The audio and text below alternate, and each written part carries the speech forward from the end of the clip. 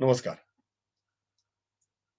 श्री शिवाजी रायगड मंडळातर्फे ज्येष्ठ इतिहास अभ्यासक पांडुरंगजी बलकवडे यांच्या षष्टब्दपूर्ती निमित्त आयोजित आपली संस्कृती आपला इतिहास या व्याख्यानमालेत मी आपणा सर्वांचे स्वागत करतो. आपल्या या व्याख्यानमालेचे आजचे पुष्प गुंफणार आहेत इतिहास अभ्यासक गुरुप्रसाद दत्तात्रय कानेटकर. गुरुप्रसाद कानेटकर हे संगणक शास्त्रातील पदवीधर आहेत आणि त्याच क्षेत्रामध्ये ते नोकरी करत आहेत. मराठ्यांच्या इतिहासाचा अभ्यास करण्यासाठी त्यांनी भारत इतिहास संशोधक मंडळामध्ये मोडी लिपी, ब्राह्मी लिपी आणि फारसी भाषेचेही प्रशिक्षण घेतलेले आहे आणि गेली काही वर्ष मराठ्यांच्या इतिहासाच्या अभ्यासासाठी ते इतिहास मंडळाशी संबंधित आहेत. त्यांनी अनेक नियतकालिकांमध्ये ऐतिहासिक व्यक्ती आणि त्यांची चरित्रे याविषयी लेखन केलेले आहे. त्याचप्रमाणे शहाजहान बादशहाच्या शासन काळातील निवडक कागदपत्रे, औरंगजेब बादशहाच्या शासन काळातील निवडक कागदपत्रे, दक्षिणच्या सल्तनतीतील सनदा आणि फरमाने अशा विषयांवर साधन ग्रंथ प्रसिद्ध करण्याचा त्यांचा मानस आहे आणि ते काम सध्या सुरू आहे.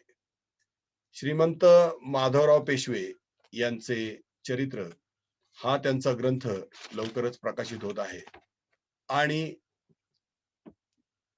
आजच्या त्यांच्या व्याख्यानाचा विषय देखील श्रीमंत माधवराव पेशवे यांचं चरित्र हा आहे.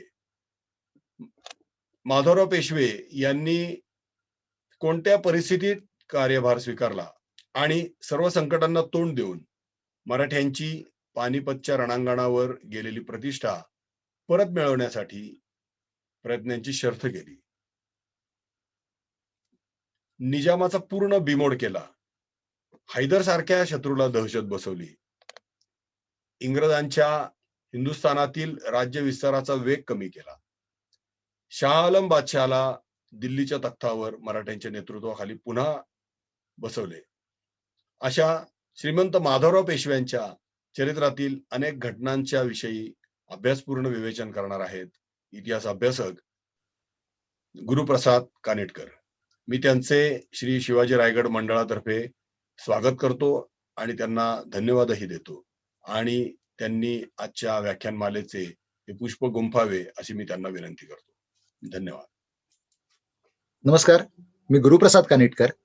ज्येष्ठ इतिहास संशोधक श्री पांडुरंगजी बलकवडे यांच्या षष्टाब्दी पूर्ती निमित्त जी व्याख्यानमाला रायगड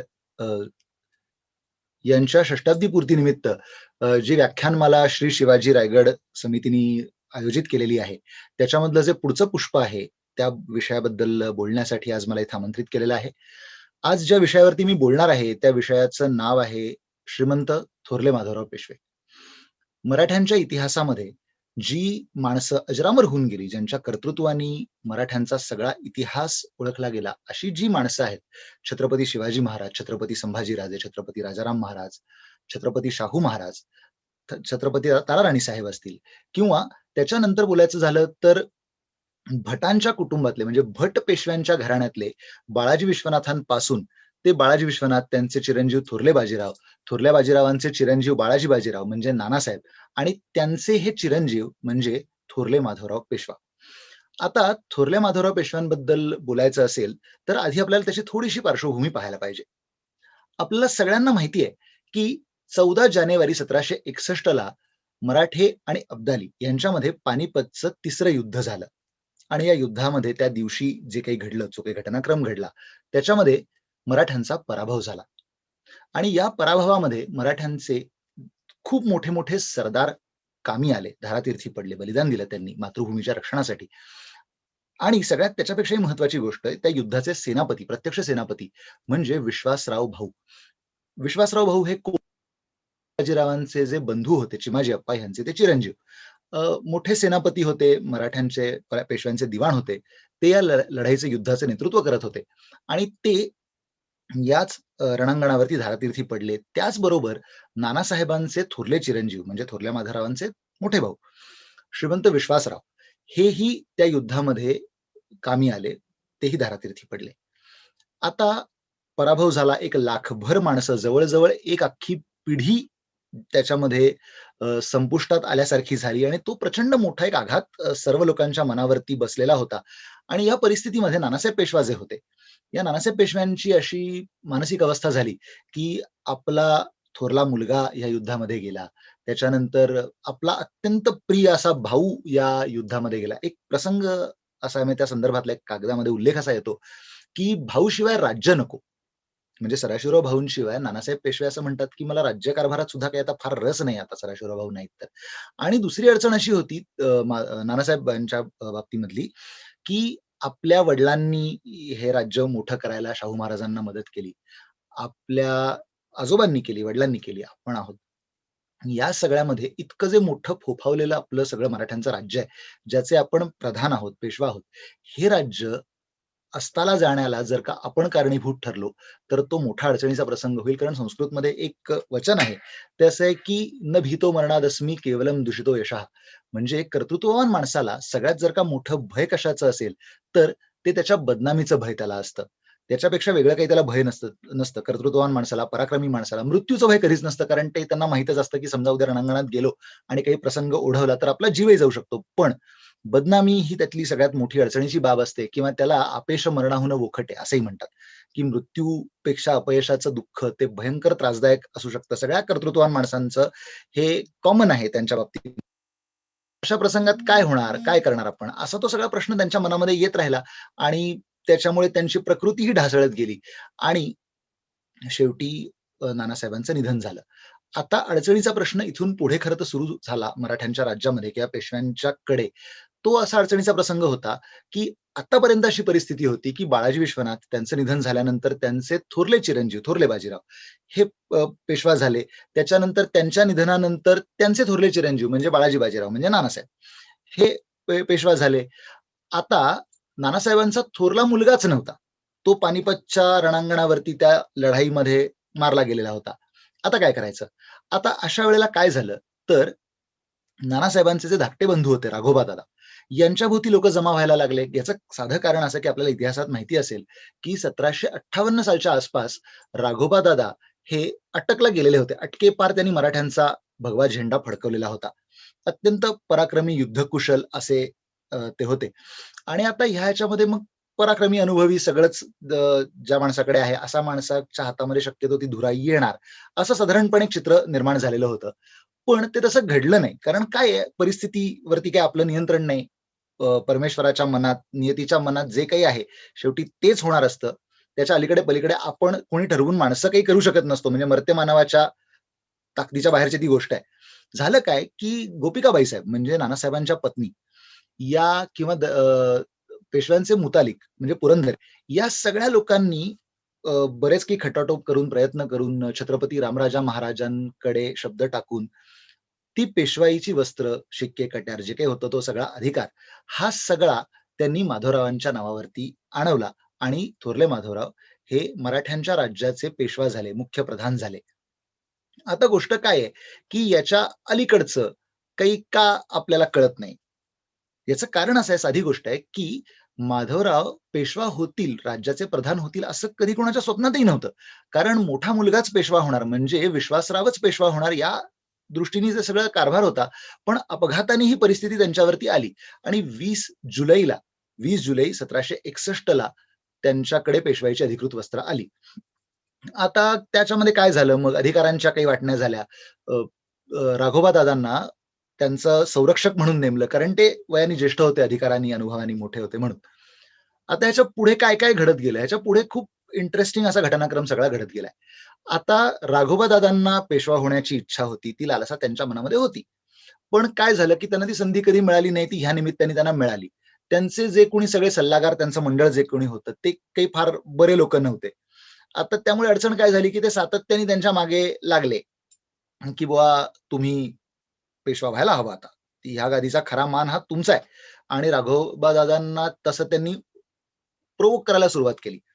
त्यांना ते तशा पद्धतीने काहीतरी करतील, अशा प्रकारचे उद्योग चालू झाले. याच्यामध्ये एक लढाई झाली, जी लढाई राघोबा दादा आणि माधवराव यांच्यामध्ये ती लढाई झाली. आता ही लढाई जेव्हा घडली, त्याच्यामध्ये काय झालं, की माधवराव अत्यंत आजारी होते. त्यांना प्रचंड ताप आलेला होता. ते लढूच शकले नाहीत. आणि त्यांनी सांगितलं, की "बुवा व्हा तुम्ही पेशवा." आता काय झालं होतं तेव्हा प्रश्न असा झाला होता, की राज्याची वाटणी करा, असा प्रसंग आला होता. आणि माधवरावांनी एका झटक्यात आपल्या बुद्धीने तो निर्णय सोडवून टाकला, तो प्रश्न सोडवून टाकला. आणि त्यांनी सांगितलं, की "राज्याची वाटणी होणार नाही. तुम्ही पेशवा व्हा. मला काहीही त्या पदाचा मोह नाही. राज्याची वाटणी करणारे आपण कुणीही नाही. राज्याचे मालक हे छत्रपती आहेत. आपण त्यांचे नोकर आहोत. आणि नोकर राज्याची वाटणी करू शकत नसतो. नोकराला तो अधिकार नाही." इतकं समजून जाणून आणि साधारण आपण कल्पना करा, की यावेळेला माधवरावांचं वय हे 16-17 वर्षाचं होतं. म्हणजे याच्यापेक्षा काही ते फार मोठे नव्हते. या इतक्या वयात इतकी समज त्यांनी दाखवली आणि हे कौतुकास्पद आहे. आणि पुढे असा प्रसंग घडला, की पुढे निजामाचा हल्ला झाला. निजाम मराठ्यांच्या राज्यावरती स्वारी करून आला. याचं कारण एकतर मुळात मराठे आणि निजाम यांच्या संघर्षाचा खूप जुना इतिहास आहे. दरवेळेला ज्या वेळेला निजाम मराठ्यांच्यावरती चालून आलाय, त्या वेळेला त्याला मार खावा लागलाय. पण ते काय होतं, की त्याची ती हौस फिटत नव्हती. मराठ्यांच्यावरती हल्ला करायची. त्याप्रमाणे त्याने तो उद्योग केला. यावेळी तर असं झालं, की यावेळी जो तो पुण्यात आला. त्यांनी पुण्यावरती हल्ला केला. त्यांनी पर्वतीवरच्या मंदिरांचा नाश केला आणि हे सगळं प्रकरण भयंकर टोकाचं झालं. प्रचंड संताप आला लोकांना. ह्याच्या मधल्या काळामध्ये काही काळ ज्यावेळेला राघोबा दादा हा सगळा पेशवाईचा कारभार पाहत होते, त्यावेळेला अनेक सरदारांना त्यांनी भयंकर मनस्ताप दिला आणि हे सगळे सरदार निजामाकडे गेले. निजामाचा जो दिवाण होता विठ्ठल सुंदर, या विठ्ठल सुंदरनी या सगळ्या लोकांना आपल्या पक्षात करून घेतलं. आणि हा जेव्हा निजामाचा बिमोड करण्याचा प्रसंग आला, त्यावेळेला आता करायचं काय? हा प्रश्न उत्पन्न झाला. त्यावेळेला सखाराम बापू बोकील जे होते, सखाराम बापू आपल्याला माहिती असतील इतिहासातली एक फेमस व्यक्तिमत्व आहे, प्रसिद्ध व्यक्तिमत्व आहे. तर या सखाराम बापूंनी सगळी ती योजना आखली आणि त्याप्रमाणे ती त्यांनी एक्झिक्यूट केली. मल्हारराव होळकरांसारखा एक प्रचंड मोठा महापराक्रमी सेनापती, मराठ्यांचे उत्तरेतले ते सुभेदार, इतका मोठा माणूस त्यांनी त्याच्यामध्ये मध्यस्थीला घातला आणि ह्या सर्व सरदारांना नाराज झालेल्या परत बोलवलं. माधवरावांना पेशवाईचं सगळं आपले परत मिळालं. त्याच्यानंतर 1763 साली एक अत्यंत महत्वाची लढाई झाली आणि ही लढाई जी आहे, ही पानिपतच्या लढाई इतकीच महत्वाची लढाई आहे, कारण ही लढाई जर मराठे हरले असते, तर मराठ्यांचं भविष्य पूर्णपणे अंधारात जाऊ शकलं असतं. अशी ती महत्वाची लढाई, ही लढाई म्हणजे राक्षस भुवनाची लढाई. ही राक्षस भुवनाची जी लढाई आहे, हा इतिहासातला एक अत्यंत महत्वाचा भाग आहे, ज्याचा अभ्यास करावा इतका तो इंटरेस्टिंग भाग आहे. थोडक्यात सांगायचं झालं तर या राक्षस भुवनाच्या लढाईची पूर्ण योजना जी होती, ही राघोबा दादा, माधवराव, त्याच्यानंतर सखाराम बापू ह्या सगळ्या लोकांनी बसून ठरवली आणि ती त्याप्रमाणे ठरल्याप्रमाणे बरहुकूम त्यांनी ती एक्झिक्यूट केली. आणि ती एक्झिक्यूट केली आणि त्याचं त्यांना यश मिळालं. त्याच्यामध्ये झालं असं, की हे सगळे उद्योग मागे बसून करणारा निजामाचा जो दिवाण होता विठ्ठल सुंदर आणि त्याचा मेहुणा म्हणजे कंधारचा राजा विनायकदास, हे दोघंही त्या युद्धामध्ये मारले गेले. राक्षस भुवनला पेशव्यांचा, मराठ्यांचा विजय झाला. खूप मोठा विजय झाला. याच्यामुळे एक गोष्ट काय घडली, की लोकांच्या लक्षात यायला लागलं, की माधवराव जरी फक्त वयाने लहान असले, तरी ते कर्तृत्वानी, अधिकारांनी फार मोठे आहेत. ते आपण त्यांना समजतो तितके ते छोटे काही अजिबात नाहीयेत. हे सगळं झाल्यानंतर माधवरावांना त्यांचे सगळे अधिकार परत मिळाले. सगळ्यात महत्वाची गोष्ट जी दुसरी घडली ती अशी, की राघोबा दादांच्या मार्गदर्शनाखाली सगळा कारभार आपण करायचा वगैरे, वगैरे हा जो काही प्रश्न होता, हा आपसुकच निघाला आणि माधवरावांना स्वतंत्रपणे कारभार करता आला. आता ह्या सगळ्या ह्याच्यामध्ये काय झालं, की या सगळ्या ह्याच्यामध्ये आता राज्याचा विस्तार करायला हवा पुन्हा. कारण महत्वाचा त्यातला भाग असा होता, जो आपण समजून घेतला पाहिजे तो हा, की पानिपतच्या युद्धातल्या पराभवामुळे कशाची हानी झाली? तर जीवितहानी झाली 100%, वित्तहानी झाली 100%. याच्यापेक्षा सगळ्यात महत्वाची हानी जर कशाची झाली असेल, तर ती म्हणजे मराठ्यांच्या स्वतःच्या मनोधैर्याची. ही मनोधैर्याची हानी म्हणजे एकदा जर का समजा आपल्याला असं वाटलं, की आपण हे काम करू शकत नाही, तर ते काम आपल्या हातनं होत नाही, अशी साधारणपणे हे असते. तर ते मोडलेलं मनोधैर्य मराठ्यांचं पुन्हा जागेवरती आणून त्यांना मोठा पराक्रम करायला लावला तो माधवरावांनी. हे माधवरावांचं सगळ्यात मोठं क्रेडिट म्हटलं पाहिजे आपण. आणि ते जे काही त्यांचं नाव जे काही इतिहासामध्ये घेतलं जातं अत्यंत आदराने, त्याचं एक प्रमुख कारण हे आहे की पानिपतच्या युद्धानंतर मराठ्यांचं मोडलेलं मनोधैर्य त्यांनी उभं केलं, मोठमोठी राजकारणं केली. ती काय केली तर दक्षिणेमध्ये स्वाऱ्या केल्या. कारण पुन्हा काय झालं की निजामाचा जरी पराभव झालेला असला तरी दुसरा एक घटक उदयाला आलेला होता, तो म्हणजे हैदर अली. गोष्ट अशी होती की 1760च्या आसपास जो म्हैसूरचा नामधारी राजा होता, त्याचं नाव होतं शिक्क कृष्णराज. तो मरण पावला. त्याच्यानंतर त्याचा जो मुलगा गादीवर आला, तो नंदराज त्याचं नाव. आणि ह्या नंदराजाचा अगदीच त्याच्या हातामध्ये नॉमिनल सगळ्या गोष्टी ठेवून सगळं काही हैदर अलीनी तो कारभार आपल्या हातात घेतला. हैदर अलीने आपले सगळे अंतर्गत शत्रू संपवले आणि मग तो सगळे उद्योग करायला लागला. आता गोष्ट काय झाली की ह्या सगळ्या ह्याच्यामध्ये तो मराठ्यांच्या राज्यावरती आक्रमण करायला लागला, म्हणून ते मोडणं आता पर्यायाने मराठ्यांना भाग आलं. हैदर अलीचा प्रचंड मोठा बिमोड 2दा 3दा माधवरावांनी केला. याच्यामध्ये माधवरावांच्या बरोबर त्यांचे मोठे मोठे सरदार होते. दक्षिणेमध्ये जेव्हा ते गेले तेव्हा दक्षिणेमधले सगळ्यात मोठे सरदार म्हणजे पटवर्धन, गोपाळराव पटवर्धन, ज्यांचं नाव अत्यंत आदराने, ज्यांच्या नावाचा उल्लेख इतिहासामध्ये केला गेलाय आणि तो आपण केलाच पाहिजे, कारण ते अत्यंत मोठे सरदार होते. माधवरावांचे अत्यंत विश्वासू, माधवरावांच्या वरती अत्यंत प्रेम होतं गोपाळरावांचं आणि अगदी 100% काही त्याच्यात शंका असण्याचं कारण नाही. या सर्व पटवर्धनांचं माधवरावांच्या वरती प्रेम होतं. त्यानंतर त्र्यंबकराव मामा पेठे. आता हे त्र्यंबकराव मामा पेठे हे जे होते, हे त्र्यंबकराव मामा पेठे म्हणजे खरं तर ते सदाशिवराव भाऊंचे मामा. आता सदाशिवराव भाऊंचे जरी ते मामा असले तरी सगळे पेशव्यांच्या घरातले लोक हे त्यांना मामाच म्हणत असत, कारण सगळ्यांचं त्यांचे उत्तम संबंध होते, सगळ्यांच्यावर त्यांचं प्रेम होतं. आता गमतीची एक त्यातली गोष्ट अशी, एक संदर्भ असा मिळतो की थोरल्या माधवरावांची मुंज सुद्धा त्र्यंबक मामा पेठ्यांनीच लावलेली होती, अशी ती एक गोष्ट आहे. तर त्र्यंबक मामा पेठे हे दक्षिणेतल्या मोहिमांचे प्रमुख होते. या त्र्यंबकराव मामांच्या नेतृत्वाखाली या सगळ्या मोहिमा झाल्या दक्षिणेच्या.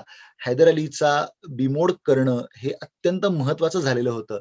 त्याच्यामध्ये ज्या काही लढाया झाल्या त्या खूप इंटरेस्टिंग आहेत. इतिहासाचा अभ्यास जे कोणी करतात त्यांनी त्या वाचण्यासारख्या लढाया आहेत. त्याच्यामधली जी एक महत्वाची लढाई होती ती म्हणजे मोती तलावाची लढाई. या मोती तलावाच्या लढाईचं वैशिष्ट्य असं की या मोती तलावाच्या लढाईमध्ये हैदर अली जवळ मराठ्यांच्या हातात आलेलाच होता, पण तो शेवटी वेषांतर करून पळून गेला. आणि मंडळी हे लक्षात ठेवा, तो पळून गेला म्हणजे तो नुसता पळून नाही गेला, तर मराठ्यांना आपण कोण आहोत हे कळून नाहीये म्हणून तो भिकाऱ्याचे कपडे घालून गेला. समजून घ्या, हैदर अली हा तसा काही अजिबात छोटा माणूस नव्हता. हैदर अली हा अत्यंत मोठा नावाजलेला सेनापती होता. त्याच्याकडे प्रचंड मोठं युद्ध कौशल्य होतं. पण मराठ्यांनी त्यालाही जेरीला आणला, कारण सरळ विषय होता माधवरावांच्या डोक्यामध्ये की आता ह्या लोकांशी, मराठ्यांना त्रास देणाऱ्या लोकांशी कुठल्याही प्रकारचं कॉम्प्रोमाइज आपण आपल्या बाजूनी करायचं नाही. कारण ही मोती तलावाची लढाई ज्या वेळेला झाली किंवा चिनकुर्लीची लढाई असंही त्याला म्हणलं जातं इतिहासामध्ये, ही लढाई ज्या वेळेला घडली त्यावेळेला हैदर सतत तहाचं बोलणं लावत होता माधवरावांच्याकडे. त्याला सतत असं म्हणायचं होतं की नाही आपण तह करूया, अमुक करूया, तमुक करूया. पण माधवरावांनी सांगितलं की यातलं काहीही करायचं नाही, तुम्हाला संपूर्ण संपवल्याशिवाय मी काही हे करणार नाही. आता हे सगळं ज्यावेळेला दक्षिणेमध्ये घडत होतं, माधवराव दक्षिणेच्या मोहिमांवरती नियमितपणे जात होते, याच वेळेला उत्तरेमध्ये काय घडत होतं हेही पाहणं महत्वाचं आहे. आता झालं होतं काय की मराठ्यांचा राज्यविस्तार हा उत्तरेमध्येही होता.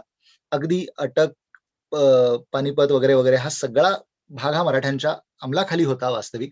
पण पानिपतच्या पराभवानंतर हे मनोधैर्य मराठ्यांचं जे कमी झालं होतं, खचलं होतं, जे मी आता म्हणालो, त्यामुळे शत्रूंनी डोकं वर काढलं. स्वाभाविक गोष्ट होती.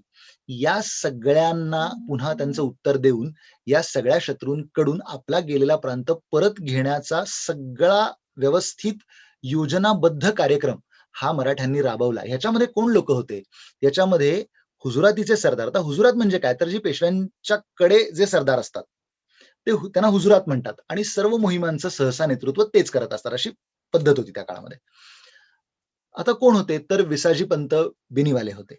विसाजी पंत बिनीवाले हे पेशव्यांकडचे खूप मोठे सरदार होते. त्याच्यानंतर कोण होते, तर त्यांचे दिवाण म्हणजे रामचंद्र गणेश कानडे. आता हे रामचंद्र गणेश कानडे हेही मोठं प्रस्थ होतं. त्याच्यानंतर मोठे सरदार आणि इतिहासातले सगळ्यात प्रसिद्ध सरदार त्या काळामधले, किंवा इतिहास जनरल मराठ्यांच्या इतिहासात जी खूप नावं येतात आपल्या समोर नेहमी, त्यातलं एक अत्यंत आदराने घेतलं जाणारं नाव म्हणजे मल्हारराव होळकर हे एकीकडे अत्यंत आदराने घेतलं जाणारं मराठ्यांच्या इतिहासातलं नाव. दुसरं नाव म्हणजे महादजी शिंदे.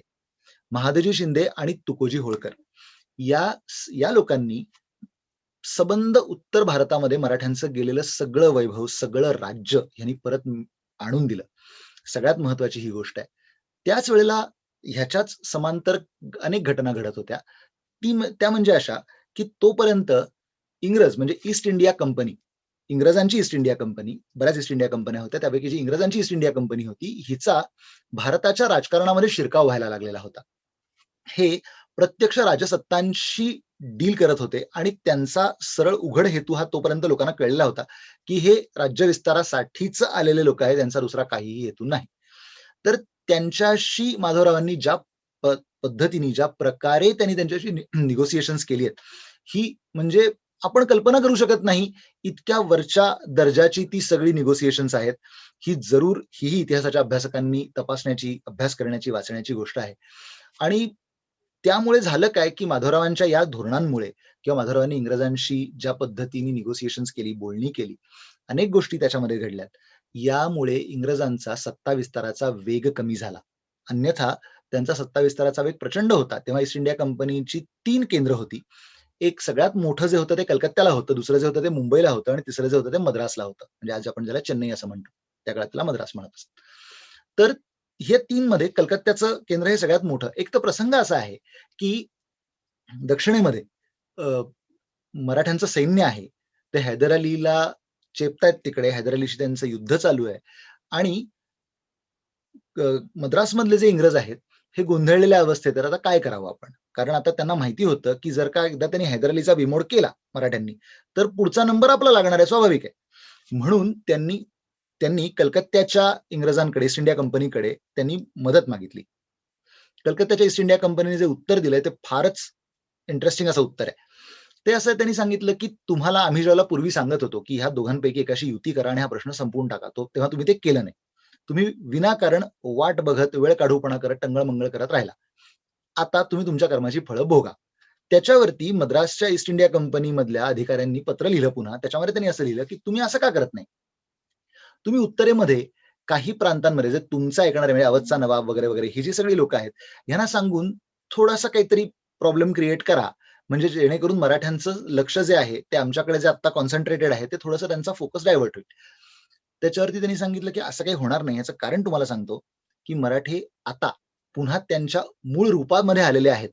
आता त्यांना युद्ध करण्याची ही ताकद आहे त्यांच्यात, त्यांचं मानसिक धैर्य ही प्रचंड वाढलेलं आहे. आता मराठ्यांना आपण कमी लेखून चालणार नाही. जर मी कलकत्त्याच्या आसपास असं काहीतरी केलं, हे कलकत्त्याचा गव्हर्नर सांगतोय. त्याच्या पत्रातलं हा मजकूर मी तुम्हाला सांगतोय मराठीमध्ये भाषांतरित करून. जर का आपण आता असं काही केलं तर 4 दिवसात ज्यांच्या मदतीने आपण मराठ्यांना त्रास देण्याचा प्रयत्न करतोय ते त्यांना संपवतील आणि नंतर आमच्या दारात येऊन उभे राहतील आणि तुमच्या ह्या सगळ्या प्रॉब्लेम्स पायी आम्ही आमचं नुकसान करून घेऊ इच्छित नाही. याच्यावरून आपण कल्पना करा, की माधवरावांचं नेतृत्व हे किती ताकदवान झालेलं असेल तोपर्यंत. आता दक्षिणेमध्ये हे सगळं चालू होतं, उत्तरेमध्ये या सगळ्या गोष्टी, या घटना सातत्याने घडतच होत्या. अनेक घटनांचा मोठा 10-11 वर्षांचा माधवरावांचा जो जीवनपट आहे, तो फारच इंटरेस्टिंग आहे. याच्यामध्ये घडलेली एक गोष्ट अशी गमतीशीर, की 1766 साली मल्हारराव होळकरांचं निधन झालं. आता मल्हारराव होळकरांबद्दल बोलायचं असेल तर तो एक वेगळा खरं तर चरित्र ग्रंथाचा विषय आहे. इतके मल्हारराव होळकर मोठे होते, महापराक्रमी, महाबली असे ते मोठे सरदार मराठ्यांचे, जसं मी मगाशी उल्लेख केला, उत्तरेमधले ते सुभेदार. यांचं निधन झालं आणि दुर्दैवाने असं झालेलं होतं, की मल्हाररावांचे चिरंजीव आणि त्यांचे नातू हे आधीच गेलेले होते. त्यामुळे अहिल्याबाई होळकर हे जे इतिहासामध्ये अत्यंत आदराने घेतलं जाणारं नाव आहे. मध्ययुगीन भारताच्या इतिहासावरती ज्यांचा अमीट ठसा आहे, अशा ज्या काही महिला आहेत म्हणजे ताराराणी साहेब आहेत, तशा अहिल्याबाई होळकरही आहेत, की प्रचंड मोठं काम आहे ह्या लोकांचं, प्रचंड मोठं कर्तृत्व आहे आणि ह्या ताराराणी साहेब आहेत किंवा आपल्या पुण्यश्लोक अहिल्यादेवी होळकर आहेत. यांच्यामुळे हा एक परिपाठ आहे आपल्याकडे, की मराठ्यांचं राज्य हे केवळ मर्द मराठा मावळ्यांचं नाही, तर मराठ्यांचं राज्य हे रणरागिणींचंही राज्य आहे. अत्यंत महत्वाची नमूद करण्याची ही गोष्ट आहे. तर गोष्ट अशी घडली, की मल्हारराव होळकर नाहीत, त्यांचे चिरंजीव नाहीत, नातू नाही. आता राज्य कारभार करणार कोण? तर होळकरांकडचा एक दिवाण गंगोबा तात्या चंद्रचूड हा असं म्हणायला लागला, की आता हा कारभार तुम्ही आमच्या कारभारी मंडळींकडे द्या आणि तुम्ही यातनं बाहेर पडा. आणि त्यावेळेला त्यांना राघोबादादांची फूस होती. स्वाभाविक आहे, कारण राघोबादादांचं पेशवा होण्याचे प्रयत्न हे शेवटपर्यंत चाललेलेच होते. त्यात काही कधी खंड पडला नाही. म्हणजे आपण एकदिलाने मिळून हे राज्य चालवू, मोठं करू वगैरे वगैरे, ह्याच्यापेक्षा मला पेशवा व्हायचंय, ह्या एकाच गोष्टीत राघोबादादांचं सगळं लक्ष अडकलेलं होतं किंवा सगळं त्यांचा जीव अडकलेला होता असं म्हटलं तरी चालेल. गोष्ट काय झाली, की हे घडताना अहिल्याबाईंनी सांगितलं, की नथिंग डुईंग, असं काहीही होणार नाही, राज्यकारभार हा मीच चालवणार. आता भांडणाचा प्रसंग आला, त्यावेळेला माधवरावांनी ह्याच्यामध्ये मध्यस्थी केली आणि माधवरावांनी सरळ एका वाक्यात सांगून टाकलं, की काही होणार नाही ह्याच्यात. अहिल्याबाई होळकर ह्या प्रशासकीय कारभार सांभाळतील आणि तुकोजी होळकर हे युद्ध, लढाया, मोहिमा हे सगळं तुकोजी होळकर सांभाळतील, अशी त्यांनी एका वाक्यात वाटणी करून दिली. आणि मंडळी, हे जे काही त्यांनी केलेलं एका वाक्यातल्या वाटणीचा जो काही सगळा विषय होता, तो पुढे 32 वर्ष, अहिल्याबाईंच्या निधनापर्यंत 32 वर्ष तो अव्याहतपणे, अखंडपणे चालू राहिला. ही त्या माणसाच्या नेतृत्वाचं किंवा त्या माणसाच्या अडचणी सोडवण्याचा जो काही आपला कल असतो, त्याच्यामध्ये नोंद घेण्यासारखी गोष्ट आहे. त्याच्यानंतर दुसरा जो प्रश्न होता महत्वाचा, तो म्हणजे शिंद्यांकडच्या वारसा हक्काचाही प्रश्न होता.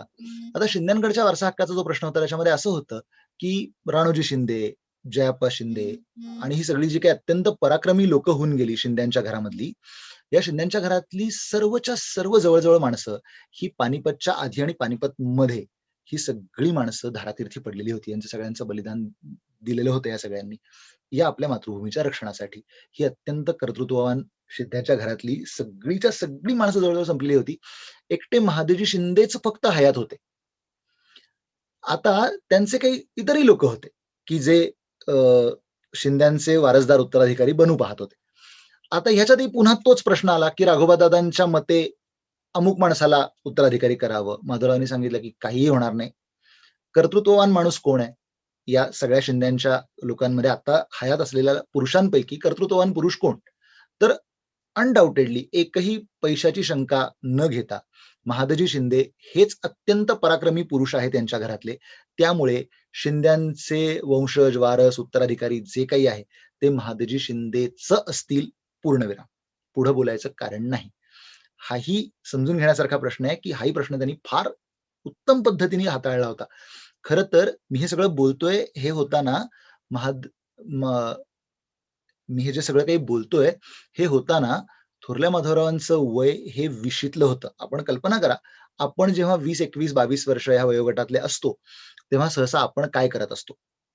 तर आपल्याला कल्पना येऊ शकेल, की किती मोठा कारभार ही माणसं पाहत होती, सांभाळत होती, निर्णय घेत होती आणि प्रश्न सोडवत होती, किंवा माणसांना योग्य त्या पद्धतीची कामगिरी देत होती, त्यांच्याकडनं ती कामगिरी करवून घेत होती, ती करून घेतायत का नाही, ती होतीये का नाही बरोबर, हे सगळं ती पाहत होती. या सगळ्याच्या मध्ये झालं होतं असं, की माधवरावांना राजयक्ष्म्याचा विकार झाला. म्हणजे आजच्या भाषेत आपण ज्याला टीबी असं म्हणतो, ट्युबरक्युलोसिस, असा त्यांना आजार झाला.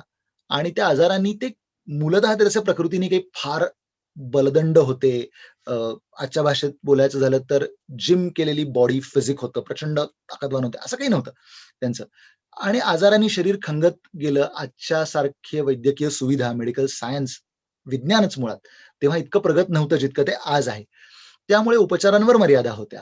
परंतु त्याच्यापेक्षा महत्वाची गोष्ट होती, की माधवरावांना स्वतःच्या आजारापेक्षा राज्य चालवणं, राज्य सांभाळणं हे फार महत्वाचं त्यांना वाटत होतं. त्यामुळे थोडंफार नाही म्हटलं तरी त्यांनी प्रकृतीकडे दुर्लक्ष केलं, किंवा त्यांचं प्रकृतीकडे त्यांच्या दुर्लक्ष झालं. हा असा सगळा तो विषय होता आणि तो आजार त्यांचा बळावत गेला आणि शरीर खंगत गेलं. पण एक गोष्ट होती जी त्यांच्याकडे कायम होती, ती म्हणजे जिंकण्याची जिद्द, जिंकण्याची उमेद ही त्यांच्याकडे शेवटपर्यंत कायम राहिली. आणि त्या एका उमेदीच्या बळावर माधवरावांनी बऱ्याच गोष्टी निभावून नेल्या. हे मान्यच करावं लागेल आपल्याला, दुसरा आपल्याकडे पर्याय नाही. तर ह्या सगळ्याच्यामध्ये अत्यंत महत्वाची गोष्ट म्हणजे इंग्रजीमध्ये ज्याला क्राउनिंग ग्लोरी असा शब्द आहे खरं तर. आता क्राउनिंग ग्लोरीज एखाद्या माणसाच्या आयुष्यामध्ये येतेच असं सांगता येत नाही. अनेकदा ती येतही नाही. अनेक मोठमोठे राज्यकर्ते, प्रधान हे होतात, जातात, संपतं. पण त्यांच्या आयुष्यामध्ये तो क्राउनिंग ग्लोरीचा असा प्रसंग कधी येतच नाही. माधवरावांच्या आयुष्यामध्ये, त्यांच्या करिअरमध्ये मात्र तो प्रसंग आला. तो असा, की दिल्लीचा जो मुघलांचा जो बादशाह होता, शाह आलम बादशाह, हा शाह आलम बादशाह त्यावेळेला कलकत्त्यामध्ये जवळजवळ पेन्शनर झालेला होता. तो इंग्रजांच्या ईस्ट इंडिया कंपनीच्या ताब्यात होता आणि ईस्ट इंडिया कंपनीवाले त्याला रोज नवीन नवीन वायदे करत होते की आज आम्ही तुम्हाला दिल्लीला नेऊन सोडू, उद्या दिल्लीला नेऊन सोडू, परवा दिल्लीला नेऊन सोडू. आणि तो सगळा वेळकाढूपणा इंग्रजांचा चाललेला होता, कारण त्यांची काही फार इच्छा नव्हती की हा पुन्हा दिल्लीच्या गादीवर जाऊन हा माणूस बसावा. त्यामुळे ते सारखे टाळाटाळ टाळाटाळ करत होते.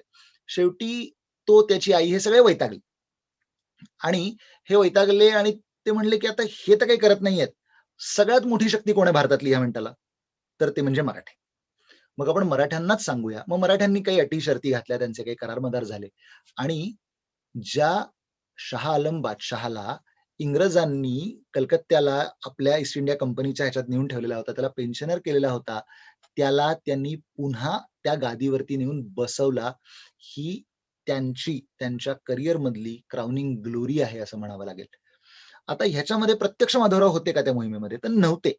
प्रत्यक्ष मोहिमेचं नेतृत्व हे ही जी मगाशी मी 4 माणसांची नावं सांगितली, ही करत होते. ह्याच्यामध्ये सगळ्यात मोठे जे कोणी होते, तर अर्थात महाजी शिंदे सगळ्यात मोठे होते. कारण ते कर्तृत्वानी, पराक्रमानी, ताकदीने सगळ्यात मोठे ते होते.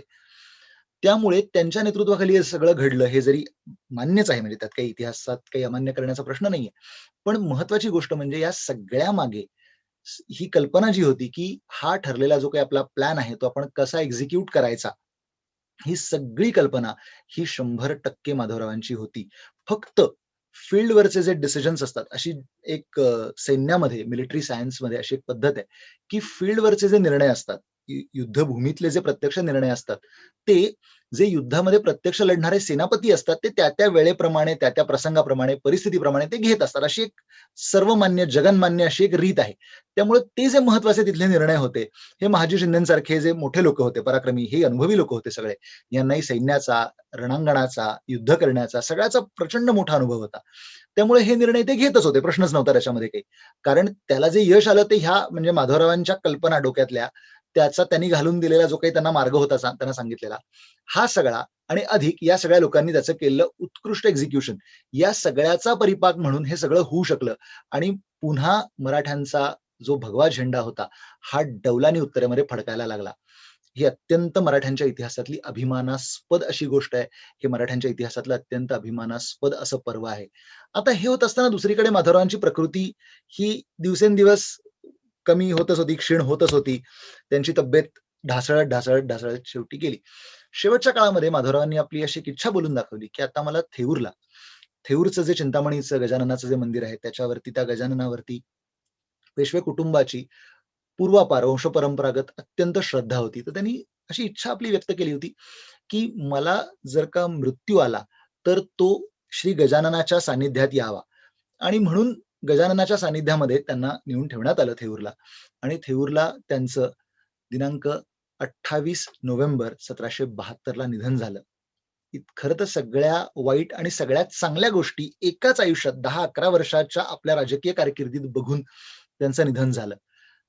त्यांच्या निधनाच्या वेळेला गमतीशीर गोष्ट अशी आहे, की आज आपण ज्याचा कायद्याच्या भाषेमध्ये सुद्धा बोलायचं झालं, तर गवगवा करतो, ज्याचा उल्लेख करतो, तो विषय असा, की विल, मृत्यूपत्र, इच्छापत्र वगैरे, वगैरे जे काही त्याला कायदेशीर शब्द आहेत, ते मी काही कायद्याचा तज्ञ नाही, कायद्याचा विद्यार्थी नाही मी. पण विल, मृत्यूपत्र असं आपण ज्याला म्हणतो, ते करणारे बहुधा थोरले माधवराव हे मराठ्यांच्या इतिहासातले पहिलेच असावेत. त्या काळातले त्या काळापुरतं जर का बोलायचं असेल तर. त्यांनी आपलं व्यवस्थित विल, मृत्यूपत्र करून ठेवलेलं होतं आणि ते खूप इंटरेस्टिंग आहे.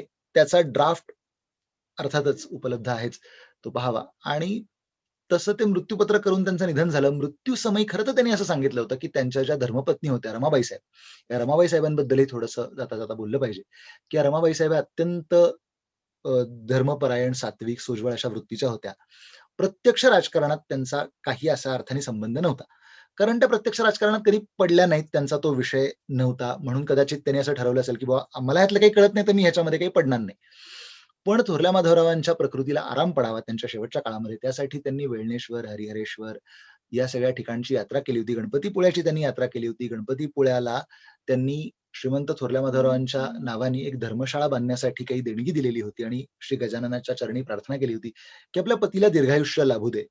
हे अगदीच होतं, की अशा प्रकारे त्या अत्यंत सात्विक धर्मपरायण अशा होत्या. थोरल्या माधवरावांची इच्छा होती, की त्यांनी सती वगैरे जाण्याचा विषय करू नये. याचं कारण काय आहे, की त्यावेळेला पार्वतीबाई साहेब म्हणजे सदाशिवराव भाऊंच्या पत्नी ह्या मागे घरामध्ये होत्या. तर त्यांना थोरलं समजून आपण सगळा कारभार करावा, असं रमाबाईंना त्यांचं सांगणं होतं. रमाबाई तिथे त्यांच्यासमोर काहीच बोलल्या नाहीत आणि माधवरावांचं जेव्हा निधन झालं, तेव्हा त्यांनी पुण्याहून सतीची वस्त्र मागवली. सतीची वस्त्र त्यांनी मागवल्यानंतर आता प्रश्न असा आला, की माधवराव तर जाताना असं म्हणाले होते, की रमाबाईंनी सती जाऊ नये. त्यावेळेला तिथे रामशास्त्री होते. आता रामशास्त्रींचं नावही इतिहासात प्रसिद्ध आहे. हे काही मी वेगळं सांगायची गरज नाही. रामशास्त्री हे कोण, किती मोठे आणि काही सगळ्यांना माहिती आहे, की ते फार मोठे न्यायाधीश होऊन गेले आपल्या मराठी राज्याच्या इतिहासामध्ये. आणि ते धर्मशास्त्री होते, धर्माचे अधिकारी होते. तर रामशास्त्रींना कोणीतरी असं विचारलं, अशी एक कथा आहे, आख्यायिका आहे, की आता कसं करणार? म्हणजे ह्यांची शेवटची इच्छा आहे आणि सती जाऊ नये अशी आहे आणि ह्या तर सती जायला निघालेल्या आहेत, तयारी करतायत त्या सती जाण्याची, कसं करायचं? तर शास्त्री बुवांनी एक छान उत्तर सांगितलं, की धर्मशास्त्रातला कुठलाही नियम हा मला त्यांना सती जाण्यापासून थांबवू शकत नाही. राजकीय दृष्ट्या जर का काही असेल, तुम्ही कोणी विनंती करून जर त्या थांबल्या, तर विषय वेगळा. पण अन्यथा मी त्यांना थांबवण्याचा मला अधिकार नाही. कारण सती जाणं हा त्यांचा व्यक्तिगत निर्णय आहे. त्याच्या काही आड मी धर्मशास्त्राप्रमाणे येऊ शकणार नाही. अशा पद्धतीने रमाबाई साहेब या थोरल्या माधवरावांच्या चितेवरती त्यांनी सहगमन केलं आणि अशा प्रकारे मराठ्यांच्या इतिहासातलं एक प्रचंड मोठं पर्व हे संपलं त्या दिवशी.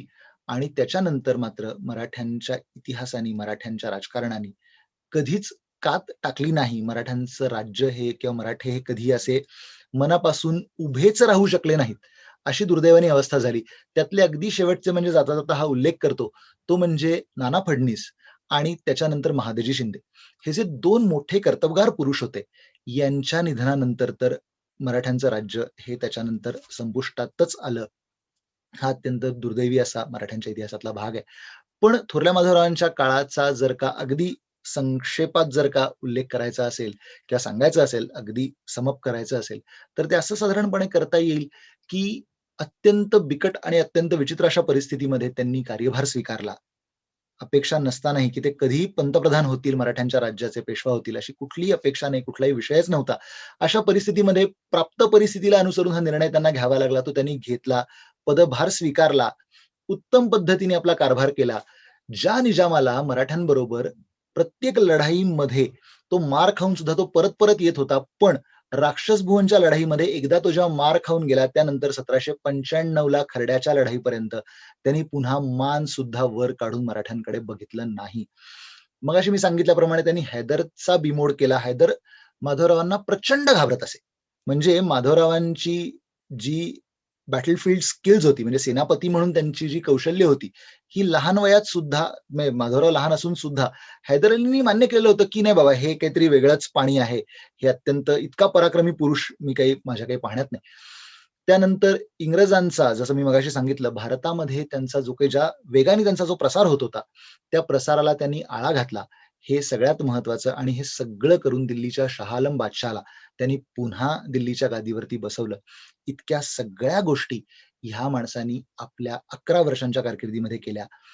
म्हणून मराठ्यांच्या इतिहासामध्ये जे थोर पुरुष होऊन गेले, त्याच्यामध्ये थोरल्या माधवरावांचं नावही आपल्याला अग्रक्रमाने घ्यावं लागेल, असं नक्की म्हणता येईल.